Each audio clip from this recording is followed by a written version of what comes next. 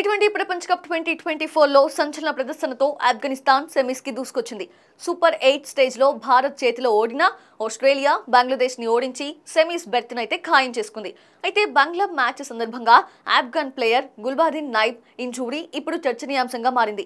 తోడ కండరాలు తిమ్మిరెక్కినట్లుగా ఒక్కసారిగా మైదానంలో పడిపోయిన నైబ్ ఆఫ్ఘన్ గెలవగానే వేగంగా పరిగెత్తడం గమనార్హం. నైబ్ ఫేక్ ఇంజూరీ డ్రామా ఆడారని సోషల్ మీడియాలో విపరీతంగా ట్రోలింగ్ జరిగింది.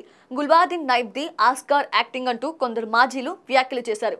ఒకవేళ గాయం నిజం కాదని తేలితే అతడిపై ఐసీసీ బ్యాన్ విధించే అవకాశం లేకపోలేదు. అయితే ఈ విషయంలో ఐసీసీ రూల్స్ ఎలా ఉన్నాయంటే, ఓ ప్లేయర్ దురుద్దేశంతోనే కావాలనే సమయం వృధా చేసేందుకు కనుక ప్రయత్నిస్తే ఆర్టికల్ 2.10.7 లెవెల్ 1 లేదా 2 నేరానికి పాల్పడినట్లుగా ఐసీసీ భావిస్తుంది. ఇది నిజమని తేలితే మ్యాచ్ ఫీజులో 100%తో పాటు 2 డీమెరిట్ పాయింట్స్ ని ఖాతాలో చేర్చుతారు. ఒక ఏడాదిలో ప్లేయర్ ఖాతాలో 4 డీమెరిట్ పాయింట్స్ కనుక ఉంటే ఒక టెస్ట్ లేదా 2 వన్డేలు లేదా 2 T20ల నుంచి వేటు పడుతుంది.